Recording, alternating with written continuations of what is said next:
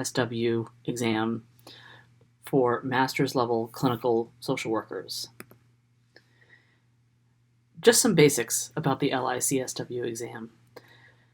The exam is 170 questions in 4 hours. And if you were to divide that evenly, you essentially have 1.4 minutes per question. So that's important information because it reminds you to not allow yourself to get blocked on one particular question. When you take the exam, you'll have the opportunity to flag questions and come back to them later. Part of the reason to keep the 1.4 minute mark in your mind is that if you find yourself stumped and you're tempted to take more time to think or possibly overthink a question, the better approach would be to flag it and come back at the end. The LICSW is also known as a standard of care test, which means that the test is really looking at your theoretical and academic knowledge. This can sometimes be tricky because if you have left school and you have been working in an agency for a few years and are coming back to take your exam, you might be tempted to see the content of the exam in a narrow way, the way that you would do things perhaps at your agency. So the point of this statement is to remind people that this is a standard of care test, which means that you have to pick the most correct answer theoretically, not necessarily the answer that would be true in your agency. And related to that is the concept of KSAs, knowledge, skills, and abilities. That is what the test is evaluating, and all of the content that you will find in the online course and the in-person course is designed to increase your knowledge, skills, and abilities. So similar to the first point, when you take this test, answer all of the questions. Do not leave anything blank. Even if that means you have run out of time and for the last 20 questions you are just randomly answering questions, it is better to do that and give yourself the benefit of luck than to leave it blank and definitely get marked down for it. So one of the pieces about this test is to know to never leave any question blank, even if it's a pure guess. And another piece of information as we think about preparing you for the LICSW exam is that using the practice materials that you'll see here online and that you may even develop on your own, these materials will allow you to get used to the test questions and the way in which questions are asked, and it also will help you identify specific areas where you need to review. It's really not It's really not a good use of your time to do a massive review of all the material, say, from your MSW course. It's better to use the practice questions, see what you got wrong, see if there is a trend in what you got wrong, and then target those areas. So there are a few exam strategies that I'd like to talk about now. Deconstructing the questions is a major exam strategy. And in a moment, we're going to use an example. So when you deconstruct the questions, you do it like this. If you have a vignette, a question that asks you to think about a clinical situation, start by reading the last sentence of the question.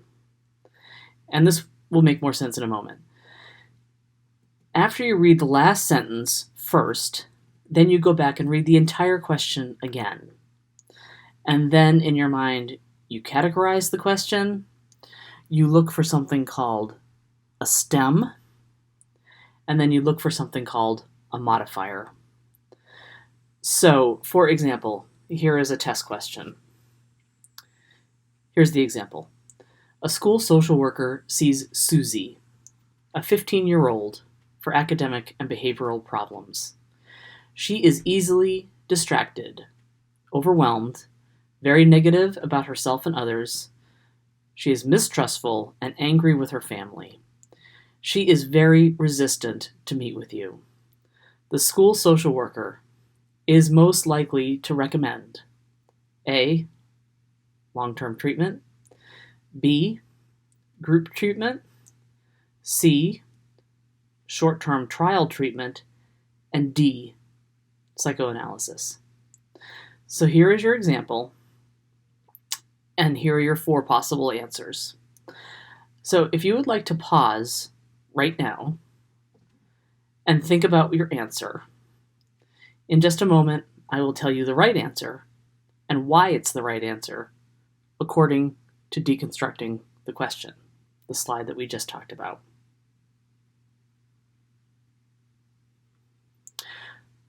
So in this example, we're going to read the last part of the question first, the last sentence first.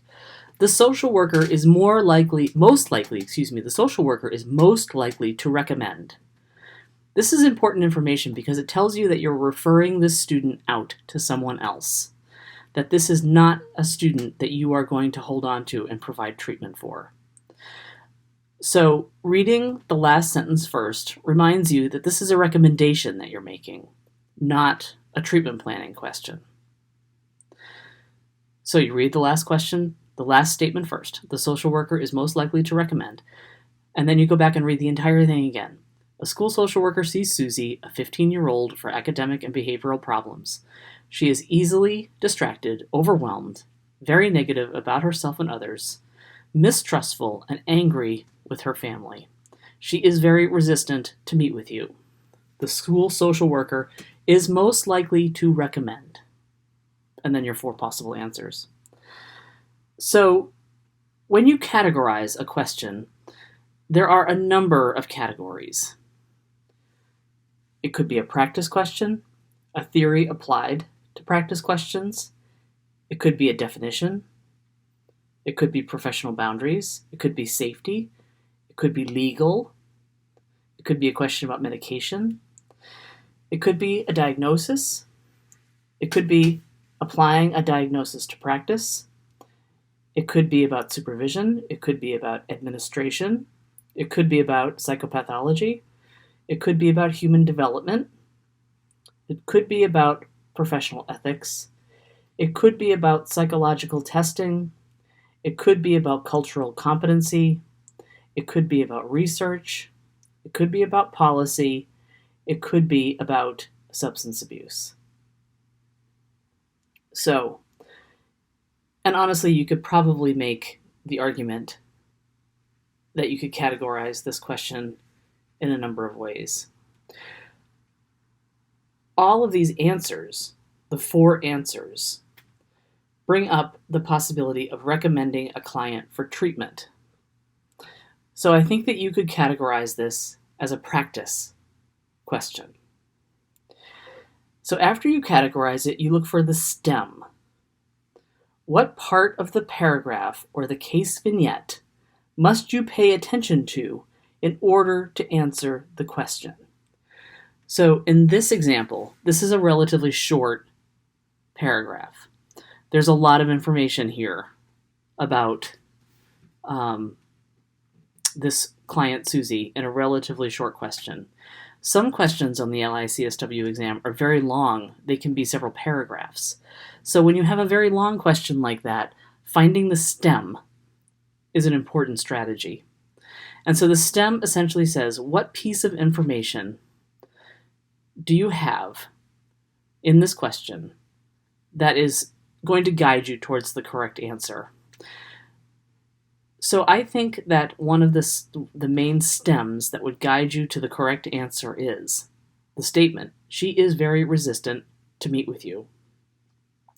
The first couple of sentences explain who Susie is, and they explain the struggles that they're having. But the idea that she was very resistant to meet with you is important, and it also informs your practice. And then the last part of deconstructing the question is looking for a modifier. A modifier is often in the last sentence. The modifier is often part of the question that's being asked of you. And it's essentially asking you specifically what you're going to do. So in this example, I think the modifier is recommend. You are not going to do this treatment. You're going to recommend her to someone else. So, modifiers are often things like, what would you do first? What should you not do? What is most likely, least likely?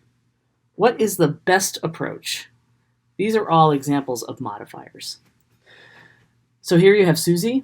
She's 15. She's having a hard time, distracted, overwhelmed, negative, mistrustful, angry, very resistant to meet with you. What will you recommend? So as you look at these possible 4 answers, 2 answers jump out right away that you could eliminate. A, long-term treatment, D, psychoanalysis. This is not a client who wants to engage in either of those things. So you can draw a line through them. You know they're not going to be the correct answer. Which leaves you with 2 possibilities. Group therapy, B, group therapy, or C, short-term trial treatment. Either of these approaches might be helpful for an adolescent. Either of these approaches might be helpful for an adolescent who's having a hard time, feeling negative, feeling kind of isolated. But if we go back to the stem, she is very resistant to meet with you. That would lead you to the correct answer of C. This is somebody who's not sure she's going to engage. This is someone who you'd have to overcome a lot of resistance with. Probably better, and in this case the correct answer is C, to offer her short-term trial treatment, with the caveat that she can stop if she wants to. But if you can engage or recommend Susie in a trial of treatment, that at least gives the practitioner the opportunity to try to overcome her resistance and engage with her. So if you look at the deconstructing questions approach, you can see that C is the correct answer. So some of these other exam strategies we've already discussed with the example. Categorizing the question. Is it a practice question, a research question, a diagnosis question?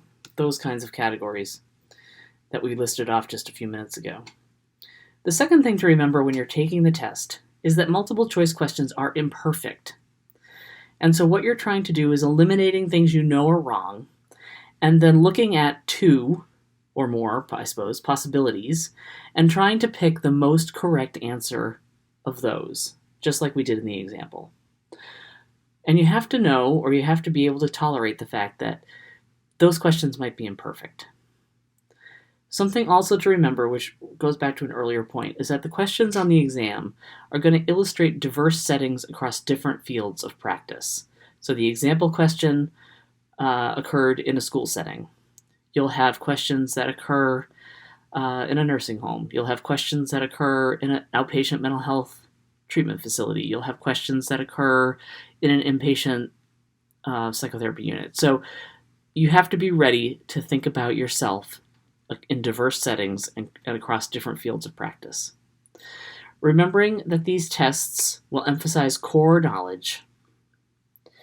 And as we brought up a few minutes ago when we looked at that example, you're looking for critical pieces of the questions that will lead you in the right direction. Oftentimes, vignette-type questions will ask you to imagine being in a role. And that's where you have to think about that piece of diverse settings across different fields of practice, even if you've never yourself worked in those fields of practice. And the last question is bolded, or the last statement rather is bolded. Read the questions very carefully. Read the entire question. Going back to a few moments ago when we talked about having 1.4 minutes per question, that is actually plenty of time to take a breath, read the question, deconstruct the question, and answer the question. Oftentimes people get things wrong because they've missed something about the question because they were reading it too quickly, or they didn't stop and read the entire question. So what is on this test? The LICSW clinical exam is broken down in the following percentages. 19% professional values and ethics, 25% questions that would be captured by your HPSE courses, 27% of the questions refer to psychotherapy interventions and case management, 30% of the questions are related to assessment, diagnosis, and treatment planning. So as you go through the online course, what you're going to see is that those 4 areas are the most emphasized. And you will have practice tests and review content that will emphasize those 4 areas. So as you go through the online class, and as you potentially have an in-person class, you have a lot of information to look at. You have videos, review content, PDFs, and practice tests. One of the things that you're going to want to do when you get serious about taking the LICSW exam is to develop a targeted study plan. And so that means you put in your calendar a specific amount of time and specific days that you are dedicating to doing the practice tests and doing the review materials. I would recommend to you that you begin with taking a practice test and not put any pressure on yourself to get things correctly. Take a practice test and do the best you can, and then go back and see what you got wrong and see if there are areas where you can then target your review. It would be very hard to just do a massive generalized review. The practice tests will let you know what you've gone wrong, what you have gotten wrong, and then you can go back to the content and the review material and learn what the correct answer is and why. And just by doing that, you can lessen a lot of test anxiety that people often have. So, how long should you study? When should you study? In some ways, that's up to you. But something that will be important as you get closer to taking this exam is to have at least a few sessions where you have blocked out 4 hours for yourself to take one 170 question practice test. You want to try to mimic the experience of taking a test for real. And you will be surprised actually how quickly you improve. But I would not recommend that you schedule the actual LICSW test until you have taken 1 or 2 170 question practice tests that mimic the actual test itself.